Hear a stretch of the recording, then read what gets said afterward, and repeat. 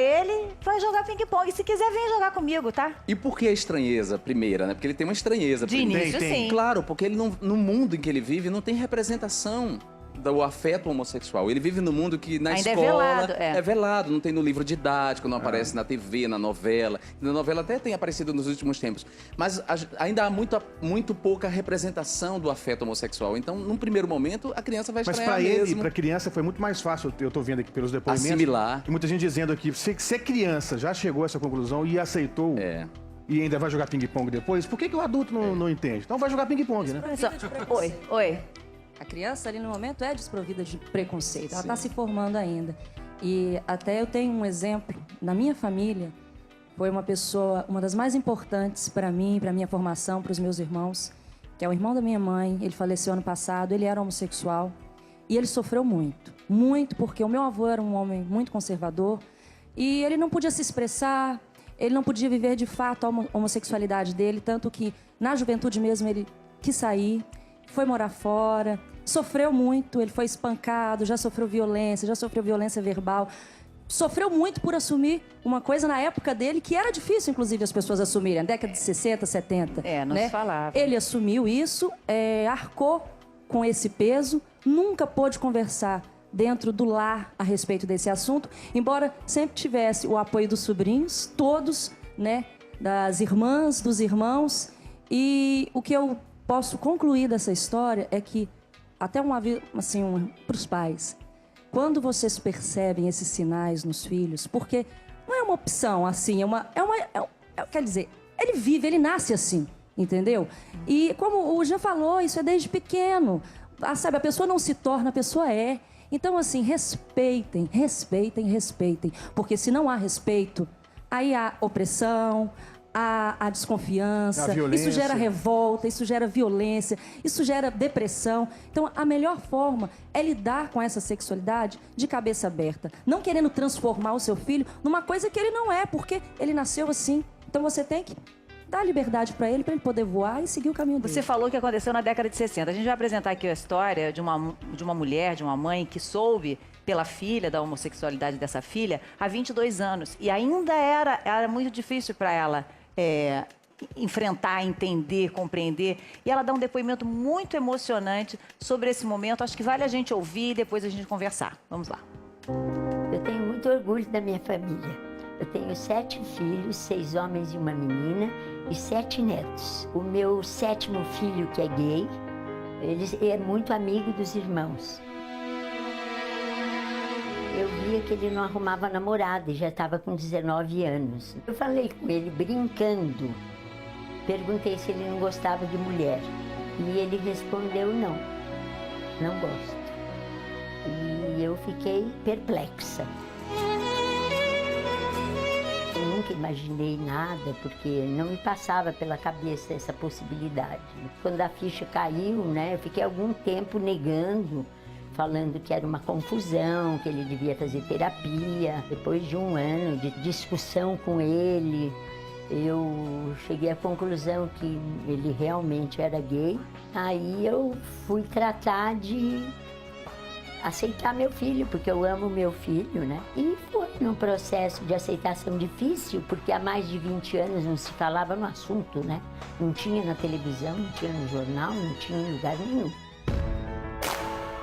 Há uma mudança, mas dentro de casa ainda é o mais difícil, porque ele não entendia a minha dificuldade e ele achava que, como eu era mãe dele, eu tinha obrigação de aceitar como ele era.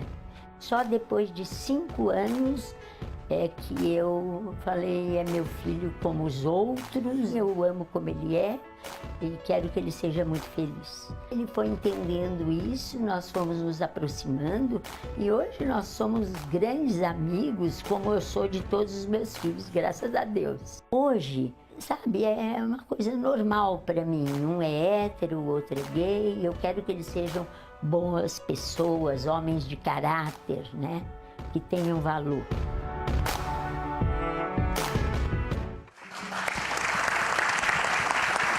Acho que ela fala uma coisa tão bonita, né? A preocupação dos pais, principal, com a formação do caráter. De que maneira aquelas pessoas que nós, pais, estamos ajudando a formar o caráter bom, positivo daquela criança, daquele adolescente, independentemente de qualquer outra coisa. Seu relacionamento hoje com a sua mãe, você falou que é maravilhoso. Maravilhoso, maravilhoso. Quase sempre, Fátima, o filho gay é aquele que fica com a mãe.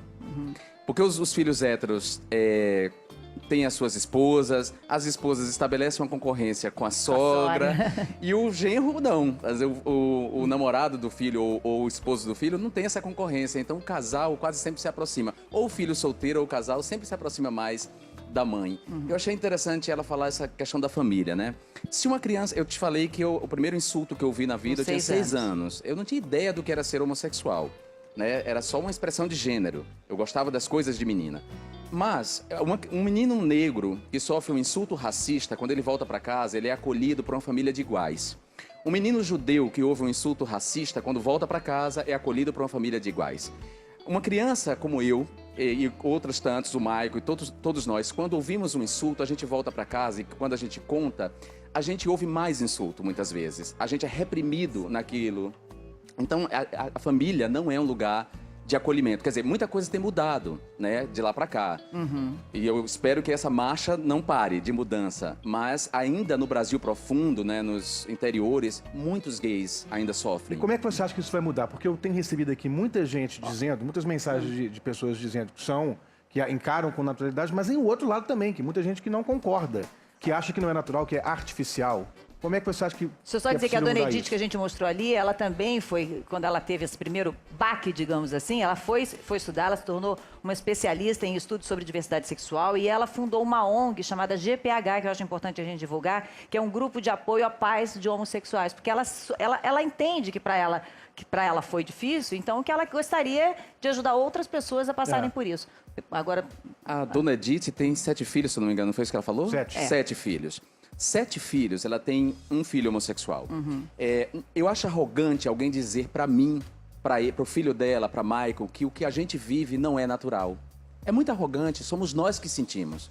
Somos nós que nos percebemos e nos colocamos no mundo. E pra nós sentimos nossa identidade sexual, nossa identidade de gênero como natural.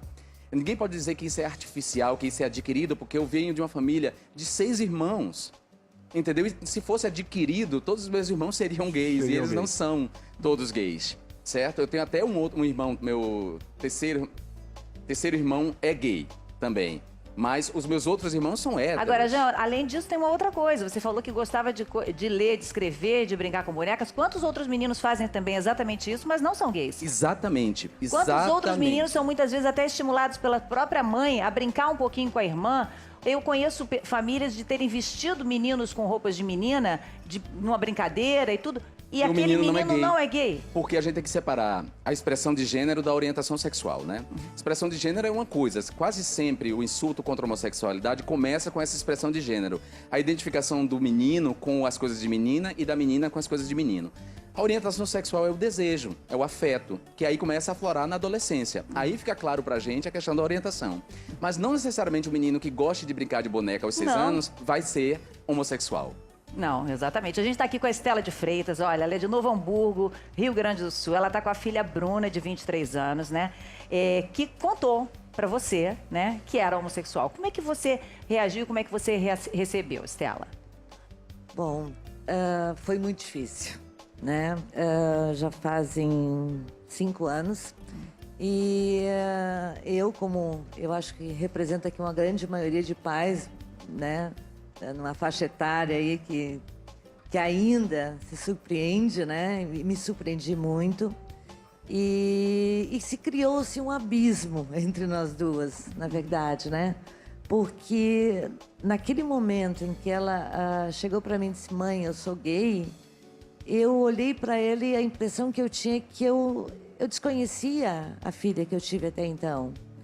E isso ocorreu um período, não chegou a 1 ano, foi bem menos, em que eu precisei muito mais da ajuda dela, né? Então, eu posso dizer com toda sinceridade, a Bruna me ajudou. A Bruna insistiu em conversar comigo. Insistiu na relação de vocês, né? Ela apostou, ela sabia quem era a mãe dela, né? Que eu estaria sempre ao lado dela, mas ela me fez compreender.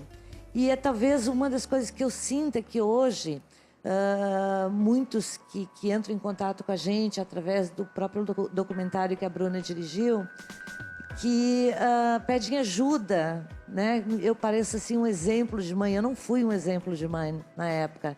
Eu me tornei uma mãe, né? Uma mãe de uma homossexual. E eu tenho muito orgulho disso. E isso eu agradeço muito à Bruna, porque ela insistiu nas conversas, ela insistiu em me explicar o que estava acontecendo na vida dela, né?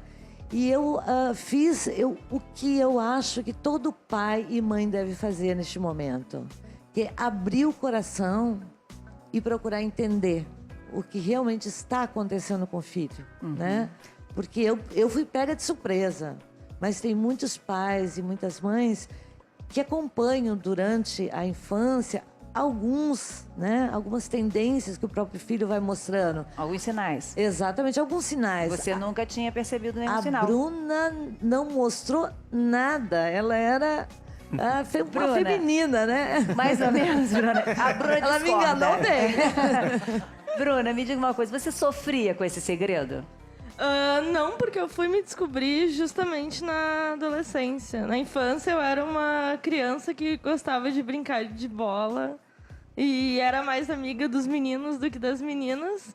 Mas com o passar do tempo, eu tive que me adaptar à sociedade. Ou seja, tu acaba, eu não posso mais ser assim, porque senão a sociedade não vai me aceitar. Então eu fui realmente me descobrir com 19 anos de idade, que eu aceitei quem eu era. E aí, a partir desse momento, você logo foi contar para sua mãe ou você primeiro ficou imaginando como é que eu faço, eu conto, eu não conto, como é que eu vou revelar isso para ela? Não, demorou um tempinho curto e, na verdade, o jeito que eu contei pra minha mãe foi trágico, assim, foi horrível. Como foi, Bruna? Porque eu acabei contando numa briga que a gente teve, que eram de coisas que não tinham nada a ver com isso.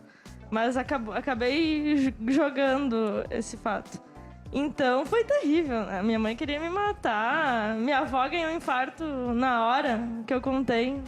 Nossa, realmente muito... Então foi terrível. Então, como eu já tinha passado, já pensei, meu Deus, já vivi esse momento terrível. Não adianta agora eu olhar pra ela e dizer, não, mãe, eu não sou, ou eu vou tentar mudar, ou qualquer coisa assim. Eu resolvi pegar essa experiência ruim e transformar em algo bom, né? Então eu fui educando ela a me aceitar. Tanto que eu lembro na época minha mãe falou, eu vou te mandar para uma psicóloga. E daí eu falei, não, mãe, eu não preciso de ajuda. Agora talvez eu precisasse antes. Mas agora eu não preciso mais. Tanto que quem acabou procurando ajuda foi ela. Né? Você encaminhou ela para psicóloga. Ela. Psiquiatra. E você acha, então, que você realmente investiu porque você acreditava que ela seria capaz de modificar o que ela pensava inicialmente? Sim, claro. Até porque eu sempre tive uma relação muito aberta com a minha mãe. Eu nunca escondi nada dela. A gente sempre teve uma relação muito boa. Então era o único segredo que eu guardei a vida inteira. E eu acabei contando de uma maneira errada. Mas hoje eu acho que a gente conseguiu transformar esse momento ruim em coisas boas. Tanto que a gente consegue ajudar várias pessoas hoje com a experiência que a gente eu queria passou. até aproveitar o depoimento dela e perguntar para a mãe se ela mudou o orgulho que você sente da sua filha, mudou depois que ela se assumiu? Porque o que eu tenho recebido aqui de mensagem de gente dizendo que não tem, que foi rejeitada dentro de casa e que encontra o carinho fora de casa e não dentro de casa, eu acho que... Gente, eu posso dizer para vocês assim que o que mudou? A minha filha, depois que eu assumi ela com a ela diferença, como ela é realmente, eu senti ela um passarinho mais livre. Então, assim, tu sentiu teu filho feliz, tendo uma mais vida importante. normal. E hoje eu sinto o mesmo orgulho, o mesmo amor que eu senti quando ela nasceu. Eu lá já senti aquele amor incondicional. Então, como que ela chega para mim e diz que é gay e o meu amor acabou? Então, isso é uma pergunta que a gente deve se fazer, nós pais, né? Como acaba o amor no momento... Para onde teria ido aquele amor, né? Aonde foi toda aquela aquele amor que a gente prometeu e assumiu no momento do parto, né? Então, eu acho isso muito importante, tu ter me perguntado, mas o orgulho é ainda maior. Eu vou conversar aqui com o Dr. Clécio Borges, ele é psicólogo, fala todo mundo, né? Manda a mãe para o psicólogo, manda o filho para o psicólogo, né? Ele é especialista também em atendimento exatamente a parentes